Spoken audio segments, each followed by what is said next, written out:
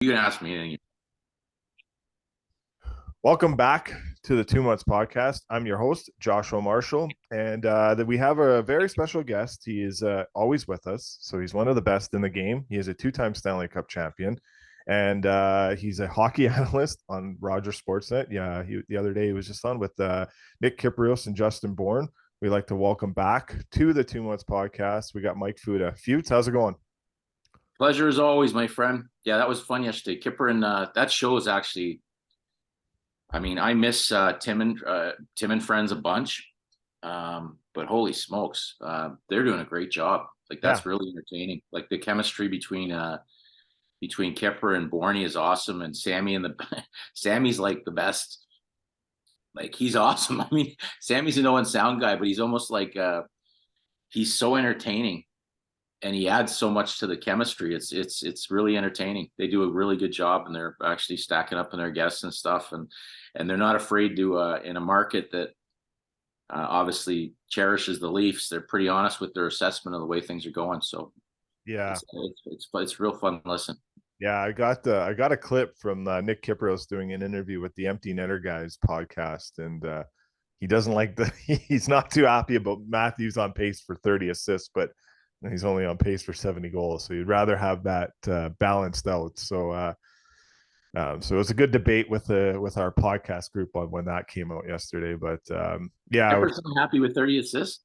yeah, he said he was not. He's like, you know what? If I'm paying this guy the amount of money I'm paying him, there's no way under the sun he should be getting 30 assists. He should be on pace for 30 assists. He needs to I think Kipper balance out his game. he must have had a bad breakfast then, because if you get 70, if you get you score 70, I'm going to give you a pass on how many apples you have. Holy Yeah, smokes. that's kind of Especially the when you're depth like Marner. I mean, Marner's quite the disher. So, I mean, and Marner, so if he gets 70 assists, is he going to be up for, he's going to be worth his 12 million yeah pancakes? for only having 30 goals or 20 I mean, goals. what's his name? Willie hasn't, I mean, other than the All-Star game, I don't think he's really lit it up since he Signed the got cup. all his cookies in the bank either. So they better get their act together pretty Oh, soon.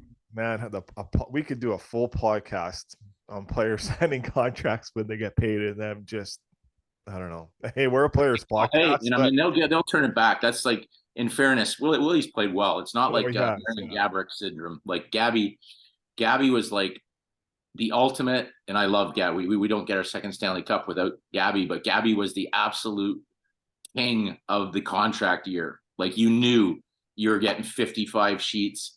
yeah, He's scoring 50. He's going to be in that last contract year. And then you also knew that coming out of the gate in his first year of the new deal, paying him massive money, that the Lamborghini was going to get a scratch on it and was going back into the garage. It yeah. was going back in the garage to get a tune up. But there was nothing better than him walking around in our 2014 Stanley Cup celebration, doing his Jerry Maguire. Every time he walked by Dean Lombardi, he was like, "Show me the money, show me the money, Dean." Yeah, you're gonna have a reunion probably this year because Yeah, 10 10 years. years. We had our 2012 10 year, and Yeah. they've already sent out the invitations. Matt Green and Jarrett Stoll have set everything up for 2014. So When that'll be a you that'll look, be a banger. That'll be your boy Toff will get in on that one. He missed out on the last one. yeah, yeah, our boy Toff. So, what do you think's gonna happen there with the Devils? Let's start with there. Let's go around the horn here. Like they're out of the playoff picture. I don't know what's Well, going on there. Like big obviously, win. besides I think they had a big win last night. So I mean, that's a tough one because there was so much expectation, and I know with the Hughes injury, that's big. But I mean, he comes back. That's one of those teams. It's like Pittsburgh, right? That they were definitely have massive playoff expectations, and uh, and they're not that far out of it, but they're going to need a run. I think New Jersey's probably a team I would look at if I were them.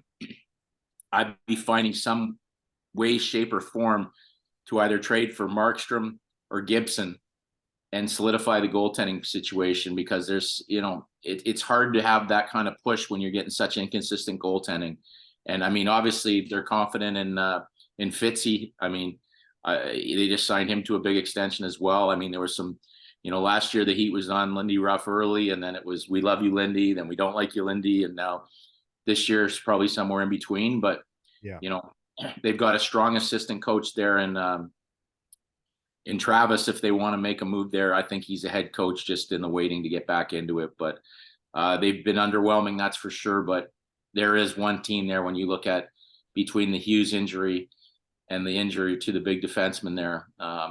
That's Dougie Hamilton's been out for quite some time. So those are tough injuries to swallow. But that being said, that's a team that I expect to try and make a strong push down the stretch here to get in the playoffs. Yeah, the goaltending situation is very fluxed in that, and seeing where things go. But yeah, you mentioned two great names in Gibson and Markstrom. We'll see where. Well, I don't think those teams. I don't think there's a real enticing rental out there. I mean, if you want to try and get lightning in a bottle with Fleury, I guess is a big name who kind of, has got that obviously championship pedigree. But as far as if those teams, I think that if you're going to give up big assets, you want to make sure you have term. And I mean, Markstrom, I think, is like 3 more years, $6 million. Yeah. Gibson maybe 6.4 million. I think he is. So big money, but I think, they're well worth the investment. Well worth the investment. Yeah, and the teams are young, like meaning that Devils team is young. There's going to be up and coming for many years, so it wouldn't be a bad thing to get those guys under contract or into that situation. So you obviously have a few, like the Oilers, right? When the Oilers took Ekholm, they took Ekholm for 4 playoff runs, so it was the right thing to do. At least you have him for 4 playoff runs. So with getting these guys, you have them for multiple playoff runs, and the Devils should be in that conversation with how young and good that talent is on that roster. But definitely a disappointing part here, and they've been hurt, so we'll see where they get back. Obviously losing Dougie Hamilton was a very tough blow, and he's been a great player throughout his NHL tenure for sure. We just had Dregs on. This player very, very well. He is a huge reason why you have 2 Stanley Cup rings, and your name is on the cup. And as you always say, you get to meet the guy with the white gloves, and the big guy for doing that was Jonathan Quick. 3rd consecutive start here in New York. Shesterkin's going to kind of take a little bit of a reset. He's going to work with the goalie, the goalie coach, and he's going to do some video. But what a signing that has been, and what a redemption kind of tour, if you want to say, for Jonathan Quick. And maybe they would love to have him back in LA. But thoughts on your boy Quickie? There's no words for that man. I mean, I think he's 6 wins from becoming the all-time American goaltender in wins column. First ballot Hall of Famer without question. Yep. But if you meet this guy, his compete level is at another level, like another level of competitiveness. And I mean, again, Justin Williams used to say there's that it factor that he can get into your head if you're in the other opposing dressing room, and you're like, how do we beat this guy? And I mean, I guess they're giving a lot of the goaltender there, goaltending coach is getting a ton of credit with the Rangers for, kind of having Quickie's style changed. I mean, I have to look at it a lot closer. I still see a lot of the same like the whatever helicopter, like this guy's athleticism is so off the charts. And again, I mean, I remember him saying to me, he's just it's just an incredible family. Guys just gravitate to him. They love him. That I could guy's so good. It's like obviously Aiden Hill last year. I think a lot of his resurgence into becoming the star he has is just being around Jonathan Quick and not taking anything away from the goaltending coach. I know Allaire gets and well said, but I mean, he's like just being around him, even like he's starting to open up a little bit more with the media. Like I remember when he came into the Kings game, when he came back to LA and they gave him that massive 2.5 minute standing ovation. And he said, just another video tribute kind of thing. But you could tell that one got to him. Like his actions on the ice were a lot different. He learned his press conferences from Daryl Sutter, which is stoic, straightforward. Yeah. Don't give them anything. Just another win, another 2 points. I'm here to get the win. Nothing emotional, but you can tell as he's got older here, he's starting to really he's starting to really understand what a great ride it's been. I mean, the third cup, having his kids on the ice, running towards him in the Vegas, and now you see what he's doing. He always joked with me, Futa, if you get a job and you're not with the New York Rangers, don't you dare trade for me, because I want to end my career. If the Kings are going to ever give up on me, I want to end up as a Ranger or an Islander or a Devil. He wanted to finish the story like Cody Rhodes, close to home. Yeah. Right. And for him to be in the Rangers jersey and seeing the way he's playing and the amount of teams, I mean, 4 years ago or 3 years ago, when I was with Carolina Hurricanes, I said, you got to get this. Like, if he's available, you've got to get this guy. Because at that time they were starting to lean towards a couple younger guys. I can't even remember who the starter was at the time. But there was kind of the Cal Peterson, the torch was being passed to Cal. And it was like, are you kidding me? And of course, at the time, the analytics guys there were like, Quickie will be done by the end of the year. And, you see how his numbers have fallen off and he just doesn't have any more left in him. And now how would the Carolina Hurricanes look with Jonathan Quick in the way he's playing right now with his championship pedigree? And Justin Williams and I pushed, but the numbers, the analytics just didn't add up. But there's not an analytics number to formula to represent ultimate character and compete off the charts in championship pedigree.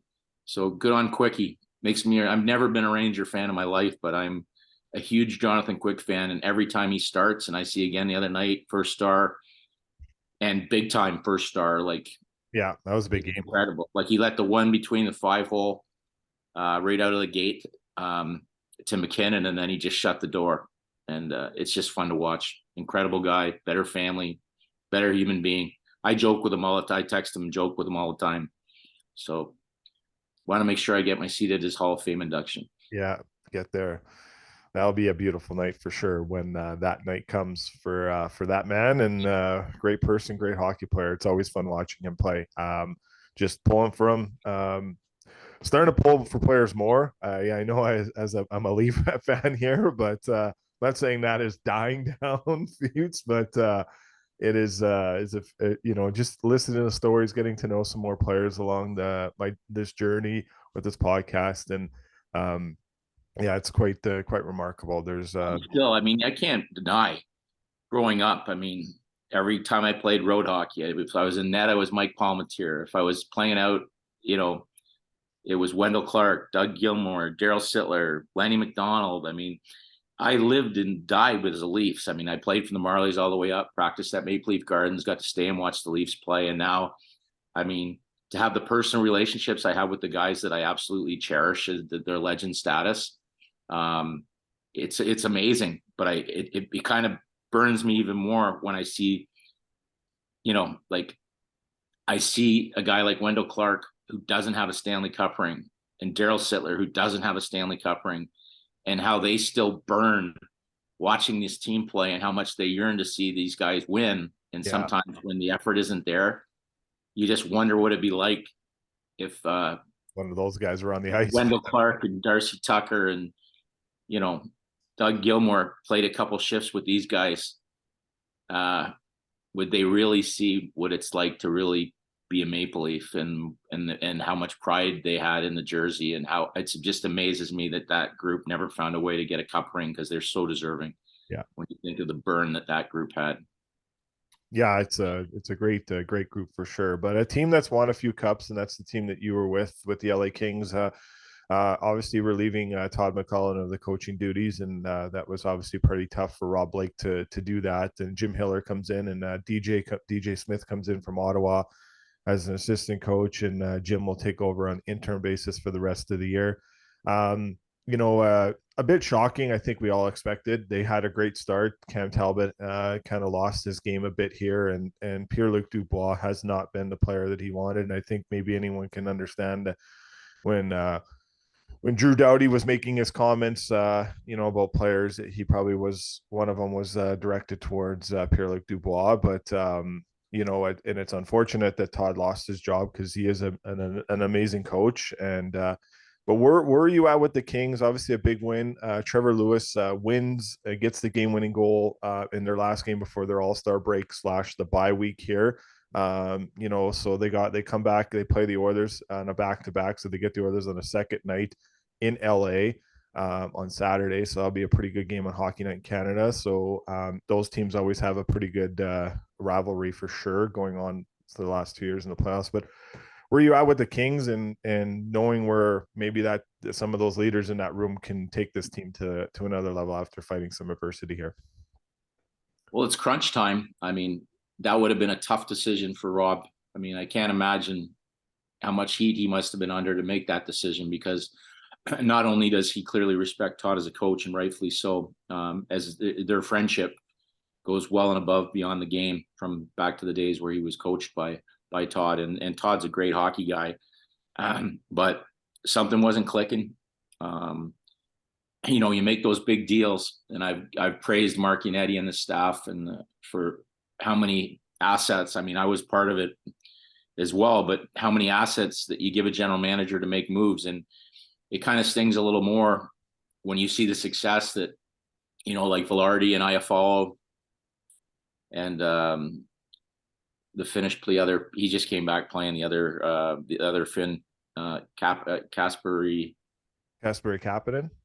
Not Kapanen, but Kasperi, the other player that was traded to Winnipeg that I should know. Kupari. Yes, Rasmus Kupari. Rasmus Kupari. So I mean, you got three pieces that are now like Kupari. They're all. I mean, Winnipeg's in a bit of a funk now, but they're just having outstanding seasons. And then you bring in the key piece that's supposed to give you this incredible centerman depth. You sign him for whatever it is, 8 times 8 sheets or whatever it is, and you're seeing the same problems that reared their heads in Winnipeg, Columbus, everywhere he's been. So you'd hope to get more out of him, but now it's crunch time. I mean, somebody's lost their job, and obviously, whether I have an internal thing that if a team promotes the assistant coach, it doesn't mean that he's not the right choice, but sometimes that means that. I know when I was in LA, ownership doesn't like paying people to not work, right? They were really frustrated in that situation, right? Pardon me. They were really frustrated when we signed Daryl to the extension, and then Dean made the coaching change, and you've got a coach.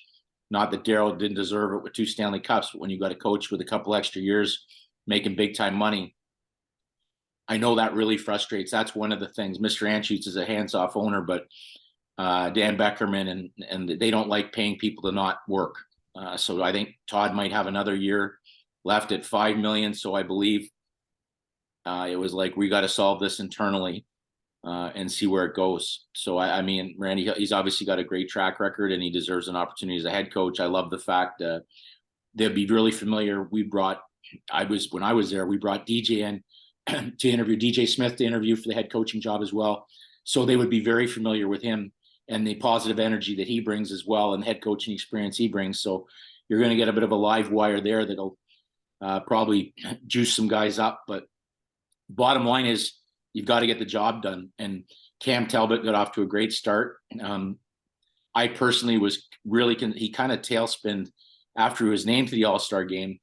And I think I might have mentioned, for me, if a goalie's struggling with his game and his confidence, the last thing you want him to do is go to an All-Star game and have the Harlem Globetrotters coming in taking 50 shots from all different skills competitions and angles, because that's probably not the best thing for your confidence. But it looked like he held his own at the All-Star game. So hopefully he finds his game. But I think that down the stretch for the Kings is going to be the biggest thing, is if there's an area that they probably want to stabilize, is their goaltending position moving forward. And again, you probably got some pieces. I mean, when I was around, I know that Byfield was untouchable. I'm sure he's still untouchable. I know Kaliev's probably going to get a second look here now, because he kind of looked like he was out of favor with Todd. Yeah. And they really felt exceptionally high on him. And Brant Clark is another piece they never wanted to part with. But once again, you talk about the same pieces, I'm sure in Anaheim, LA trade's really difficult to do. But if you're looking at a guy like Markstrom, for example, who fits the bill, you're going to have to give up a piece that you just don't want to have to give up. And you're going to have to work some cap magic as well to fit in a goaltender because, as Luc Robitaille said, this is a Stanley Cup contending team, and that was their goal. It wasn't just to make the playoffs, but compete for a Stanley Cup. And they're in a playoff race, so they've got some work to do. Yeah, they definitely have their work cut out for them. So we'll see where that all goes in a big game against the Oilers on the weekend, and that'll be a fun one to watch for sure. Let's go to the Leafs here. Let's dive a little bit deeper.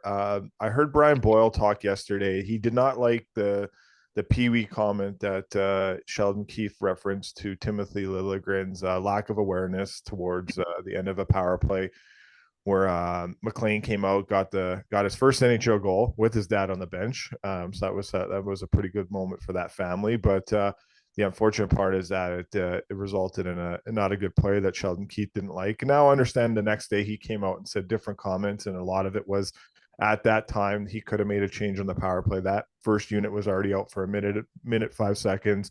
He kept them out there, so they ended up playing the full 2 minutes. So he said that there's a whole full of sequences that kind of played in factor of that. But back to Brian Boyle's comments, where he just didn't like the fact that these are happening a lot more from Sheldon Keefe. Do you think Sheldon is on the hot seat with these comments? Do you think he's lost the room here?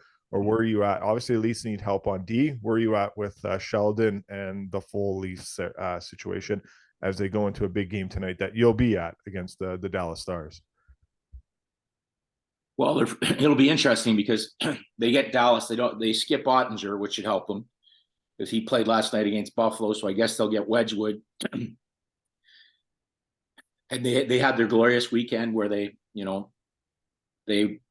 Stars shone and they had their success. And as was his name, was Pasternak said, they got their championship. Yeah, with Justin Bieber coaching. They're up against it here, but I love this. This team's A game is exceptional. I still think they need help in the back end. Brad's going to have to work some magic. It looks like Samsonov seems to have found his game. But I just go back to last year when Sheldon called out the Stars really early and then had to run it back. And this year he seems a lot more recent, that he seems a little bit more frequently calling guys out. And you've got to be, again, you got to be careful. As you know, Darryl went through it in Calgary with a couple of those press conferences where he was a little bit sarcastically, demeaning when he talked about the size of Peltier and stuff like that. I think it was somebody when they called him up, the little. Yeah, it was Jacob Peltier and Matthew Phillips too. But the players now, it's a fact. I mean, you've got to be sensitive to the fact that, when you're calling them out, there's got to be a little bit of a brand in the way you do it. You can probably do that you can do that stuff internally in the dressing room, but it plays out so much more in the social media when you do it publicly. And I've noticed that Kiefer has been doing it a little bit more often. And again, sometimes when you're starting to feel the heat, I saw it a little bit with DJ as well in Ottawa. I think if internally you're starting to feel a little bit, you become a little bit more openly critical of your players, and you got to just watch that, especially in a market like Toronto, because nothing's going to pass. So it'll be interesting to see how that falls itself out. But again, these are players that internally, I mean, when's the last time that the Leafs developed their own internal, overdeveloped somebody? You know what I mean?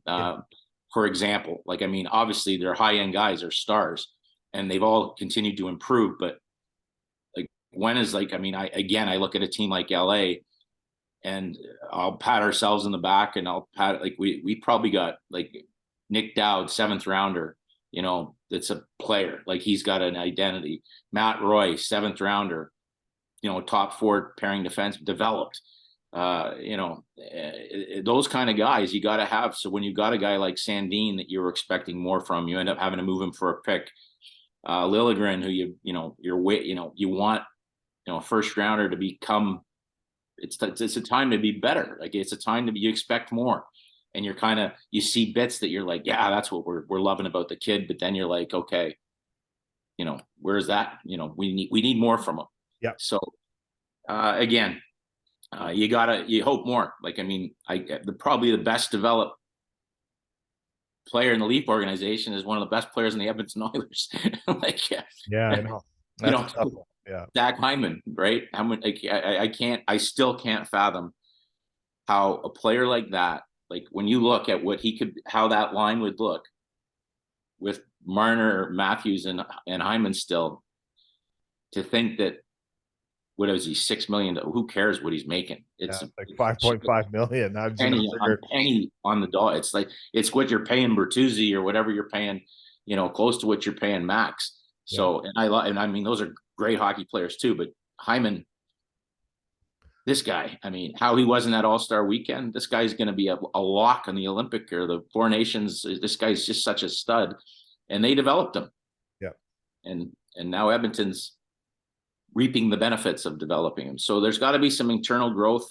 It's got to be hard on Tree because there's not, as I've said before, just like LA's got guys that they just refuse to move on from, like Byfield and Brent Clark. It must have just killed them to have to move on from Faber, who looks like an all-star playing in Minnesota. You see what's going on with the guys in Winnipeg that they moved on from. Eric Cernak's got 2 Stanley Cups playing in Tampa Bay. These are all guys that were moved on from. So you got to be careful about what you're moving on from. They've protected Nyes, who looks like he's their stud, and they'll continue to protect him. They can't move on from that guy, but there's not a lot of bullets in the chamber for Tree to improve this team, giving the cap space that involves and plus the lack of assets that are movable. Well, they got no second round picks for the next 3 years. So and if you want to get Tanev out of Calgary, you're going to have to pay a first, and you stock. Yeah, the only thing I'd say about stock, right? Josh, I love that. It's like, I think the only thing with Tanev, in my opinion, is you've got to internally think in your mind that you're going to be able to re-sign him. You're not paying any kind of those prices for a rental. And there's some good rentals. Like, even they've got some hands-on. They've seen what Lubishkin offers from, like, he's probably not going to cost as much as a depth right shot UFA. But I think the Leafs know internally, with given the relationship that Brad Treliving would already have with Tanev, that if they're going to give up the assets, that he's not going to be a rental player.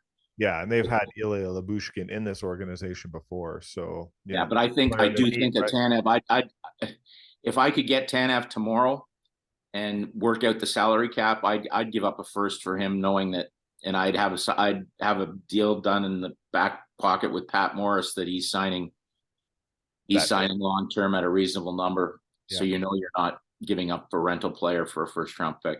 Yeah, I just think he fits so much in right shot D, penalty killing warrior. I know he's banged up, but he's banged up because he plays so hard. So I still can't get off the fact that I think he's the perfect fit. And he's from the area too, right? So getting a homegrown guy that already is familiar with the area. Washington Capitals feuds. Obviously, Backstrom out, and Kuznetsov goes back into the players assistant program for the second time here. And again, full disclosure, we all Futa here, and I hope he does the best and gets the help he needs, and we see him back on the ice very soon. But they look like they might be trending in a direction where there's a bit of a rebuild here. Alexander Ovechkin 62 goals away from Gretzky's record. That might not happen now. We'll see. But it looks like maybe the Caps are going to be in a situation here where they're going to have to trade some players off, and Dowd is in Washington, a player that you just referred to. Where are you looking at here with the Capitals and what they can do with Brian McClellan as the GM, and what kind of situation he's facing ahead here? It's kind of eerily similar to the Pittsburgh situation, in the fact that you've got obviously one of the greatest players to ever play the game that's chasing an individual record.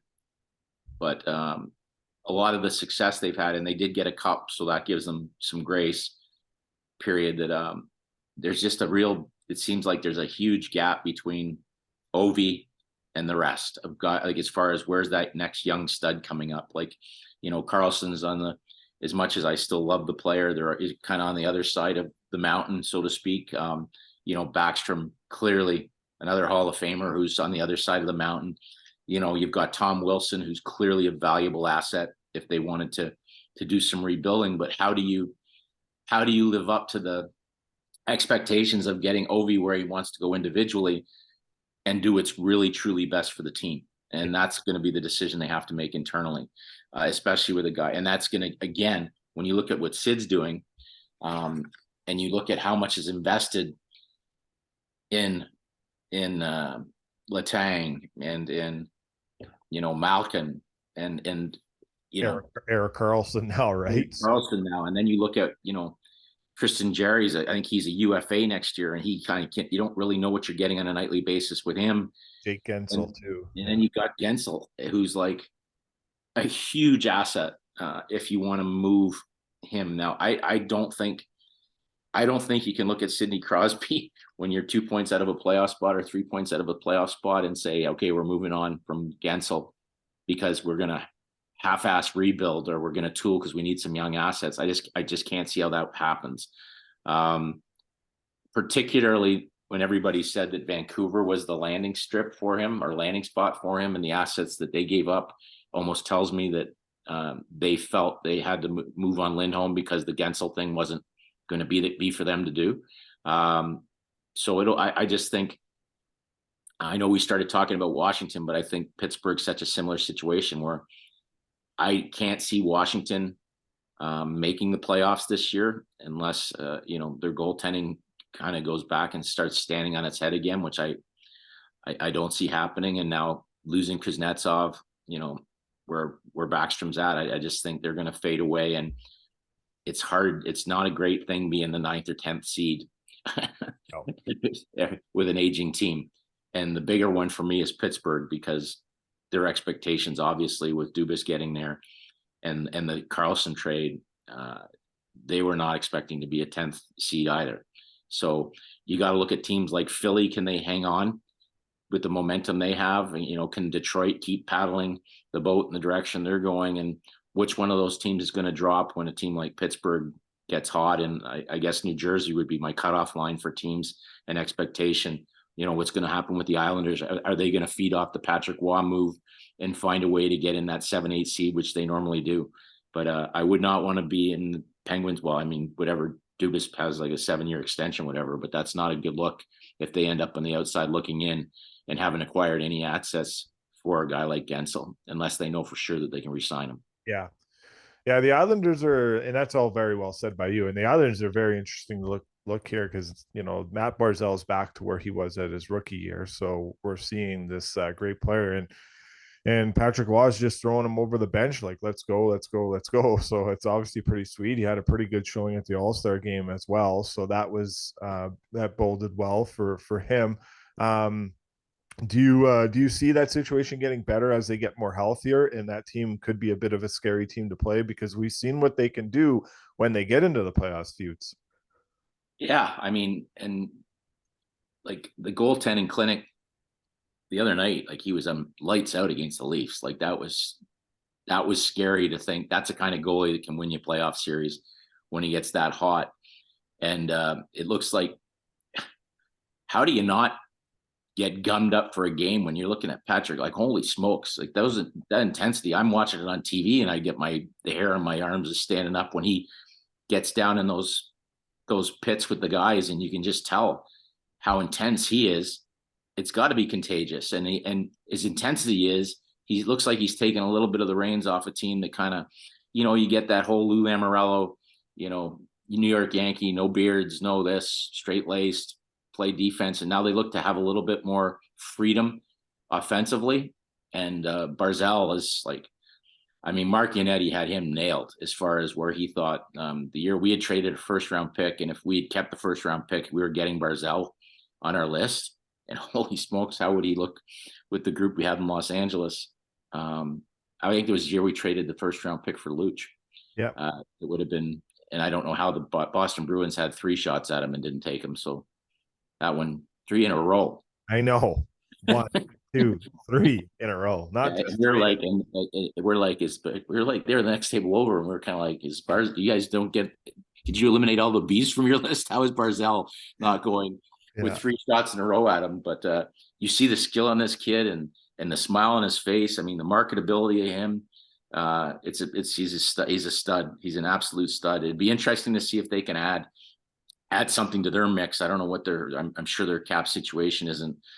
I don't have it in front of me, but I mean, if they can kind of get, Pellet's back to playing the way he can, they've got some internal guys that are really stepped up with some decent drafts, and then that goaltender, if they can add another piece up front, maybe a little creativity, they're going to be tough to play against with that goalie. So that's where it's going to be a real fun stretch run for all these teams in the East. And again, there's going to be some teams on the outside looking in that we just never expected to see, not even in the playoffs. Well, the West is very top heavy. So you got like the teams in the Dallases, the Colorados, the Winnipegs, great teams. Vancouver, Edmonton, Vegas, great teams.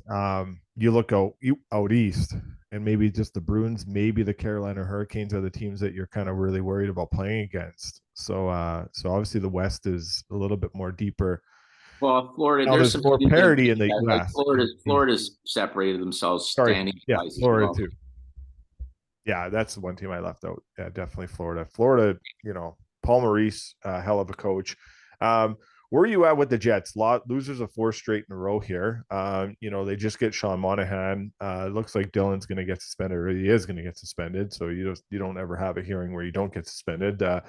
Oftentimes there will be something happening there. So an unfortunate play that Nola Chari came down with his head down and got caught, and not a good look. But I guess maybe don't come down the middle with your head down in the NHL. I mean, obviously the point of contact was the head, right? Yeah. But I mean, for me, that's pretty close. I mean, you got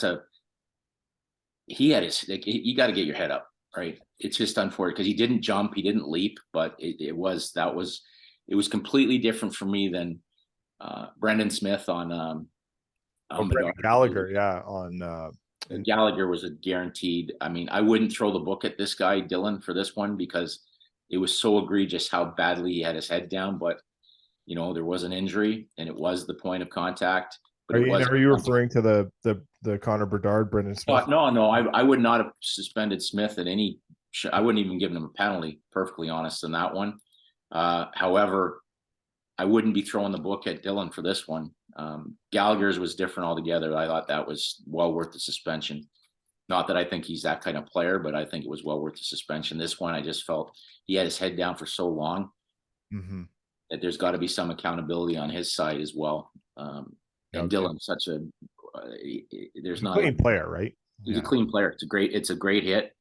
But again, because of the point of contact, there's going to be a suspension, and I agree with that. But I wouldn't be looking at a 5-game or 3. For me, it'd be 1 game. Unfortunate, but Dylan's got no history. But that being said, it's a good hit. It's a good hit in my opinion. Yeah. And then the Jets, are you kind of worried here, losers of 4 straight? I think at times it's nice to have that adversity somewhat throughout the year. So this is get it through. It's the first time, since Bonus has come back that they've kind of hit this patch, playing some good teams. I don't think they're the kind of team. There's sometimes a tendency when you're playing so well to take a little bit of a breath when you look at all of a sudden you've got you were missing O'Connor for so long, and now Scheifele kind of slides back in, and you quietly make a great trade for Monahan. He might take a little bit of a deep breath and go, okay, they're not a team. They have to play a certain way to be successful, and I think they kind of got away from that game, and I think they'll get back to that game. But again, they're going to be a team that's really tough, and Hellenbuck's. He's been human for a few games in a row here, but I think that I'm not worried about them. I'm not worried about them at all. And they're a team that I remember always talking to Craig Heisinger, how much they cherish their first round picks because it's hard to get free agents to go to Winnipeg. So for them to ante up on a first round pick for Monahan tells me that they really believe in this group. So nothing but good things moving forward here.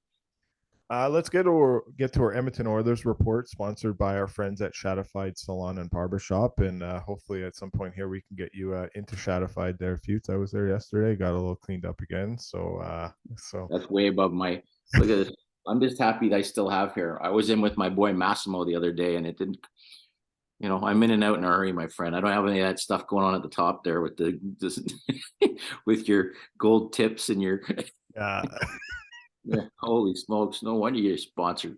Yeah, exactly. I'm sure you're manscaped as well. You probably use these sponsors. You just take them to the cleaners. I'm way too basic. I'm way too basic, my friend Josh. Just Hey, I'm a construction worker too. So, I know, but yeah. how do you put your construction helmet over that? Oh, it's tough, man. I don't like messing Tell with you, I'd be going. You'd be like buckets off in the warm up with that dude. I would be going buckets You'd off. probably be stuck with all that product in there. You could probably take a boulder in the head and you'd be fine anyways. Exactly. Yeah, I always laugh at some of the players that told me the gel in the locker room was always a hot We were topic. laughing yesterday. I was getting my hair cut, and my guy was his name's Matt. The guy's awesome. He's like a character out of a movie, but he's a we were joking about because Bertuzzi got his haircut at Super Clips, right? Oh, he did go there, eh? Yeah. Which is literally like I think it's like $6, and it's Yeah. like it's like a student that comes in. So I don't think he went in. It was just a removal of length of the hair. I don't think he went in and came out looking like bronzed up or anything. And I don't. It was for charity too, so I would assume that that's probably his last haircut for the next few years. Yeah. But let's yeah, Shaddy's my guy. So obviously Shadified, and he's a very quiet guy, but his brother Mo cuts the hair for the Oilers. So the other day he just cut Paul Coffey's hair. So so yeah, so go check out Shadified. They got 3 great locations in Edmonton. So if you're in the Edmonton area, go check them out. You'll be taken care of very well by them, and tell them the 2 Months podcast sent you, and subscribe to our YouTube channel because I keep getting reminded by Shadi. So we just hit over 1,000 subscribers, huge. So we make a little more income coming from YouTube. So check that out. And we have a ticket giveaway too. So if you guys are listening to this, watching this, more or less watching it, but if you're listening, go to the YouTube. In this interview, you guys could type the city that you're living in for that has an NHL market. So just type in the city, like and subscribe, and you'll get entered into a draw that Manscaped's helping us out to hand over 2 tickets to a Lower Bowl NHL game. So all you need to do is just put your city in at the bottom in the comment section and hit the thumbs up and hit subscribe. Help us gain some more subscribers there. But the Oilers, the streak is over. Futes, 16 is the number that they get to, just like the Columbus Blue Jackets. So the Penguins streak is still alive. It's still the best out there, but a great game against the Vegas Golden Knights. Now the Oilers have a tougher schedule, Futes. So where are you at here with this tougher schedule? They took advantage of the wins that they could get in the easier schedule, but now things gets a little bit more tougher. Where are you at with this team, and when they play some really tough opponents this month and going forward here? Well, first off, I give Vegas props. I mean, that was not. I mean, given the fact they're missing Eichel and they're missing Theodore. Aiden Hill's just come back. Aiden Hill clearly looks like, again, I'm not going to give Jonathan Quick all the credit, but he looks like he's the real deal. Vegas is scary, man. Anytime you're the champs and you can throw up a game like that against a team as hot as the Oilers were, I don't really take anything away from Edmonton. I give so much credit to the way Vegas played last night. It was a hell of a game. The last thing I wanted to do was get enthralled at a 10 o'clock at night regular season game, but I couldn't stop watching it. Yeah. Which totally throws my day off today, but no, it was well worth it. I mean, I love Kelly McCrimmon. That team is so well built. When you think of that back end, and now you've got a bona fide goalie that looks like he's got her. It was great. I'm not worried about I guess it's the next game. I mean, they've got a couple games coming up. That Kings game for me is going to be a real telltale. Who do they play before that? The Oilers play on Friday night against the Anaheim Ducks. Okay, well, Anaheim, and then you got to think that they're going to be able to get back on their horse. That'll be one that you got to make sure that they don't over, because it's such a trap. Look into the next one against LA. I don't think with this group that you're going to see that. You have to think to yourself that Vegas had who was their rep at the All-Star game? The Vegas Golden Knights had oh man, Michael got hurt. Why am I drawing a blank? Did they not get anyone there to sub in? I think they might not have had anybody, so that they get some really quality downtime for a banged up team. And you got to think that that weekend took a lot of, and it didn't show. I mean, not that they played poorly, but you got to think that that was pretty, not an emotional thing for McDavid and Draisaitl, but it had to suck a little bit of wind out of them to get right back in your horse and probably go into Vegas for a couple nights of, what's left of your All-Star break, and then to play a game of that intensity. You probably didn't get as much as they have in the tank. But they're going to be fine. I mean, that team's playing so well. I still expect them to make a move. I'd like to see them make a move in the back end. It wasn't a game that you questioned. When they were struggling before, you questioned Stuart Skinner. I thought he was great. So it's not a game you look at him and say, the goaltending was an issue. Yeah. I don't worry about them, but I think a test and a half is going to be that game against the Kings, because first of all, the Kings will have been off for quite some time. They were the last team to play. I think it was Nashville, or they played their last game against, and then they've got a whole week off. Obviously I text with Kopi the other day because I was worried about the flooding and stuff like that. There's been a bit of chaos down in Los Angeles with unusual weather. But obviously the coaching change is going to be huge as well, right? So you're coming out with a new coach, healthy, coming out of a break against a team that's a juggernaut. That'll be a big test for the Oilers. That's for sure. Yeah. No, we'll definitely keep an eye on that, and we'll see what happens with the Oilers. It's been good. This is your buddy Stoff has got everything turned. I mean, Stoff has got everything turned around. Yeah, he did. Him and his dancing around on the ice with his Red Bull and all that was quite the turning point for the season. Those are some incredible edges on those skates. Oh, he's got the moves. That Stoffer, that boy. He was texting me about I guess it was years ago at the draft in Florida that he had. I guess they had Chris Knobloch as a guest coach wearing an Edmonton Oilers, and I was accusing him of tampering at the time. And now years later, Chris Knobloch is, well, 16 and oh yeah, he was actually talking about you. This is how we'll finish this up, because I remember this because Gord Miller brings this up all the time, but Stoff was talking about it on his show too when you won the 50-50. Was it during the World Juniors here in Edmonton? Oh yeah, it was not the Northlands call. It was, they hadn't closed Northlands yet. Yeah. And it was at the old barn. Yeah, the old barn, sitting by myself. The whole staff hadn't come in, so I got in early to pick up all our tickets, and I had the scouts package. I had a bottle of Wayne Gretzky's worst wine, all the tickets, and I had 5 empty seats next to me. And I went to I went down and I was looking at it, and I bought one ticket. So it wasn't like I bought a sheet. I bought one ticket because everything was sold out.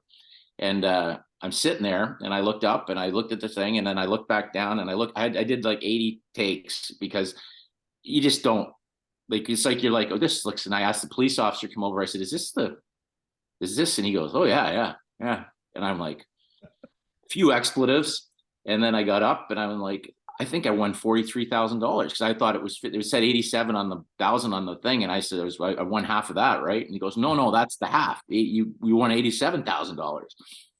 And I just was like, I buckled, right? And I remember getting up, and we had a rule that you can't leave the game early, but they were saying that so I get up and I start. You got to go to the 10-minute mark. My bottle of wine. I got to go down and claim this thing. And I mean, Brad Treleving's like, oh yeah, because Canada was just kicking the tar out of Czech Republic. It was like 7-1 or 7-2. So I get up and they're like, oh, there he goes, Mike Futa leaving the game early. And I'm like, I think I won the 50-50. And Treleving's like, get them.